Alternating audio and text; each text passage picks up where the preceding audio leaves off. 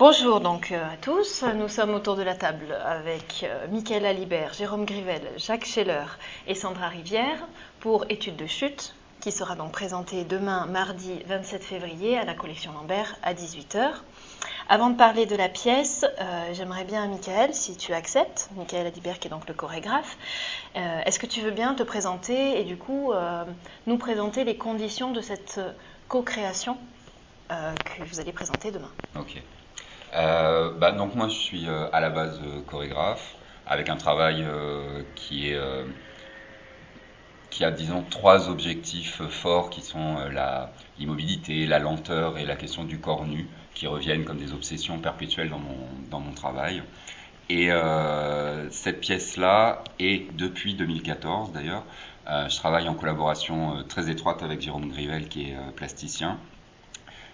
On a commencé à élaborer un travail commun en 2014 autour d'une pièce qui s'appelait La nuit est tombée sur le royaume, qui est devenue une sorte de grande installation et sculpturale et chorégraphique dans laquelle le public était immergé.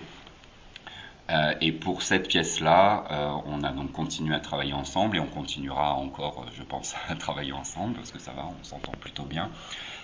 Et qu'on a aussi trouvé, je crois, je reviens un peu en arrière, mais un point de jonction entre son travail plastique, mais il en parlera mieux que moi, et mon travail chorégraphique, sur les obsessions que je viens d'évoquer, sur la question du public, de comment il est pris à l'intérieur de quelque chose en tant que spectateur, mais du coup en questionnant aussi le statut du spectateur, c'est-à-dire peut-être de plus être spectateur ni d'être acteur, parce qu'il n'est pas question de faire du spectacle dit participatif, quoi, mais de lui donner une autre place que simplement celui d'être consommateur de ce qui est en train de se dérouler, et voilà, avec peut-être plus de points d'interrogation, mais les points d'interrogation sont plutôt des supports pour moi à ce que le public puisse s'emparer d'une narration qui n'est pas la nôtre, mais qui est la sienne au final. Jérôme, du coup, est-ce que tu accepterais de commencer aussi à nous dire quelques mots sur Études de chute et sur peut-être, après ce que vient de dire tout de suite Michael, j'ai envie de vous lancer cette piste-là et puis vous verrez comment vous y répondez. Tu parles de faire intervenir le public et le spectateur et du coup, est-ce que c'est un acte politique aussi pour vous? Est-ce qu'il y a un engagement politique par rapport à ça, à l'un, à l'autre ou différemment d'ailleurs? Alors, moi je pense qu'il y a forcément une question politique qui sous-tend nos travaux, mais peut-être pas d'une manière totalement frontale, ce qui de toute façon n'est jamais une bonne manière de traiter les choses en art. Mais oui, il y a une idée quand même de toute façon de politique derrière, ne serait-ce que tout simplement dans les modalités qu'on propose justement et les modalités aussi nos manières de travailler. Je pense que c'est ça qui est plus politique que clairement les objets. Mais par exemple dans notre première pièce, La nuit est tombée sur le royaume, il y avait clairement cette idée de travailler sur comment un ensemble de spectateurs, des gens lambda, pouvaient faire leur, un espace qui était a priori pas le leur, et l'habiter en fait pleinement, et voilà, se l'accaparer. Oui, parce que c'était pour resituer au public, c'était une structure dans laquelle le public pouvait se déplacer. C'était une structure dans laquelle le public pouvait se déplacer, a priori peu accueillante et un peu comme ça coercitive. Il fallait se déambuler dans un amas de lignes métalliques en fait effondrées. Et il y avait aussi une composition sonore qui était selon les goûts, on va dire, englobante, très englobante ou voire un peu agressive. Et donc, le spectateur était là et en fait totalement libre de vaquer à ce bon leur semblait, quoi. Donc voilà. Est-ce que dans Études de chute, j'imagine qu'il y a peut-être des liens, mais est-ce que vous faites, voilà, comment vous situez la pièce? Qu'est-ce que vous avez envie de nous dire sur Alors, je vais te dire plein de choses.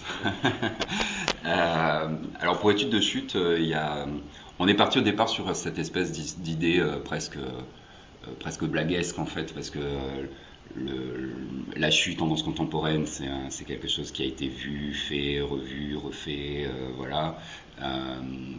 La chute je crois aussi dans le travail plastique est une notion qui est très travaillée, mais en même temps, et l'un et l'autre, dans nos travaux respectifs, on a déjà cette notion de chute. Moi, sur les notions d'effondrement du corps, dans une pièce qui s'appelait Office du tourisme, notamment en 2013, où on avait travaillé quasiment exclusivement sur la question de comment effondrer le corps. Et dans les pièces de Jérôme Grivel, ces structures qui sont des structures qui ont un plan d'architecture, mais qui ne tiennent pas debout au final. Et c'est le résultat de la chute qui fait pièce, qui fait œuvre. Là, pour nous, à l'intérieur de ça, on n'a pas voulu rendre narratif quoi que ce soit. On a travaillé sur différentes études, d'où le titre, et au pluriel, des études photographiques, sculpturales, vidéographiques, chorégraphiques et sonores. Et ces différentes pièces, on s'est amusé après à se dire comment elles pourraient, d'une certaine façon, composer la partition d'une pièce totale, sans pour autant oblitérer le fait que les études en elles-mêmes sont aussi des objets autonomes. Ce qui fait que cette pièce, elle est très variable, en fait. C'est une proposition qui n'est pas fixe, qui n'est pas figée. Et le lien avec la chute, il est là-dedans, je trouve, parce que la chute, c'est ce qui intervient dans une sorte de parcours écrit de nos vies, et puis paf, d'un coup on se gamelle et c'est plus du tout ce qu'on avait prévu au final. Donc il y a cette notion de variabilité de la proposition qui fait lien avec le propos à proprement parler, quoi. Et du coup chaque étude est une œuvre autonome. Là, ce qu'on va faire plus spécifiquement en fait pour les hivernales, et le fait qu'on soit à la collection Lambert, donc dans un espace muséal, nous a amené à le travailler en bifrontal, à réinventer aussi le déroulé qui est le nôtre, parce que ça c'est aussi un truc qui reste mobile, variable, pour lui garder une vivacité, quelque chose qui fait que ça reste perpétuellement vivant. La relation avec le public, elle s'inscrit dans la possibilité, en tout cas, qu'il a de venir tester les structures. D'accord. C'est possible. C'est pas obligatoire, mais c'est possible.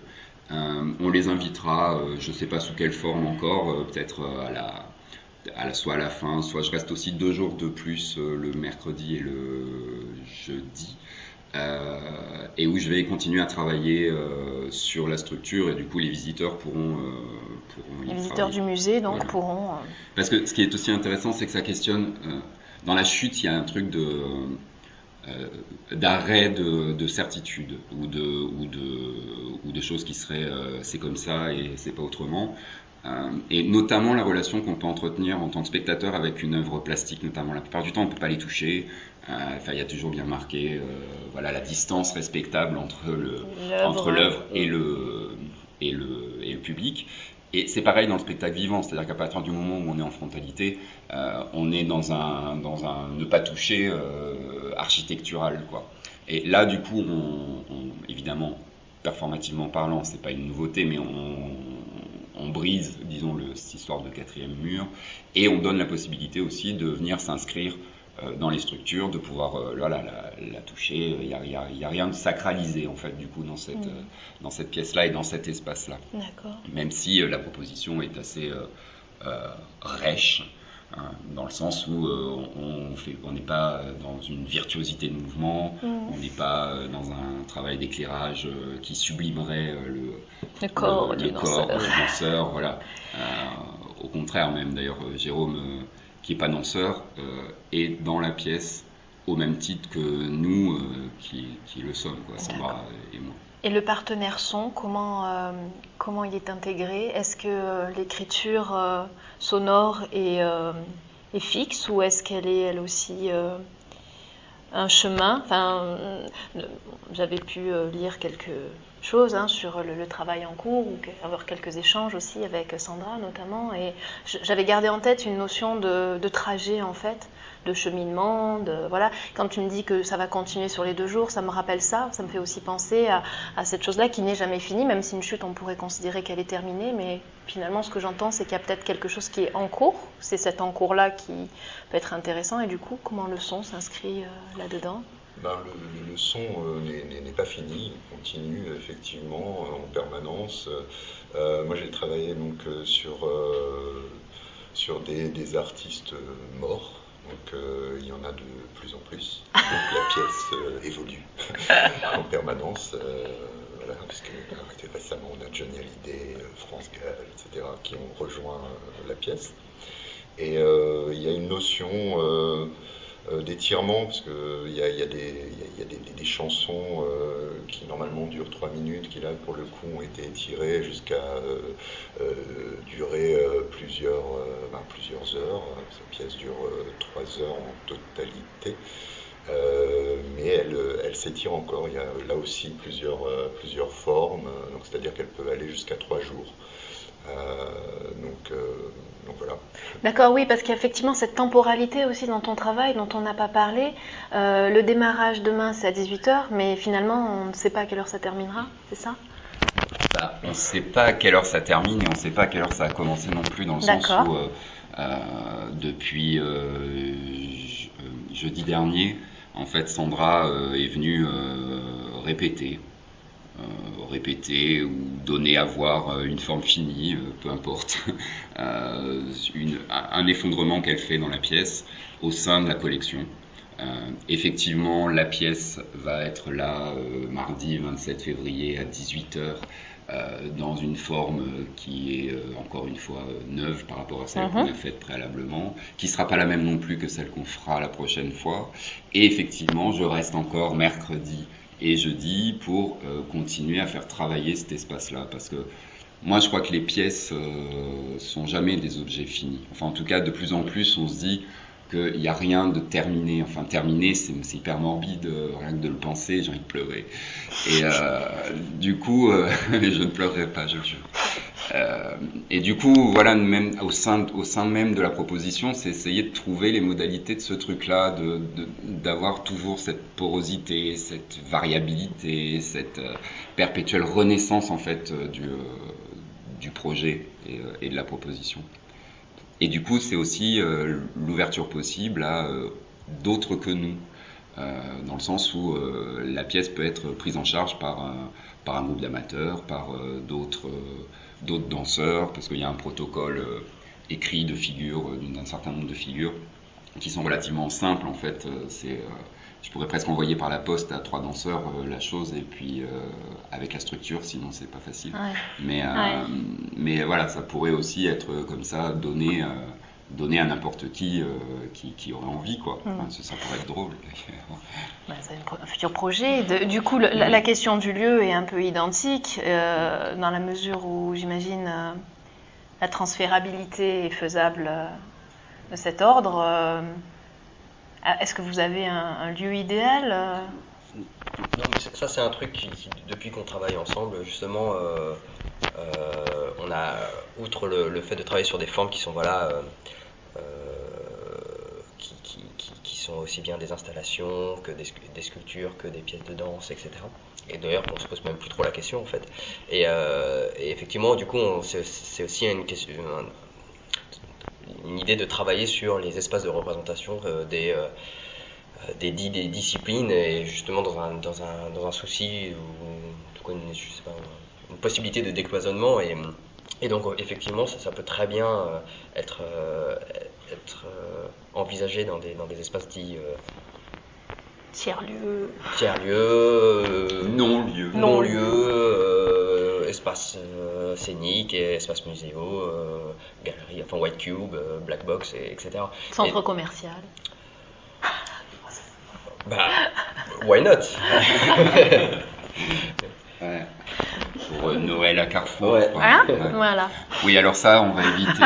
Justement, politiquement, peut-être qu'il y a des espaces qu'on refusera. C'est bien. Voilà, l'antre de la consommation, je ne sais pas si on peut le faire. Ah, c'était de la provocation. Ouais, je évidemment.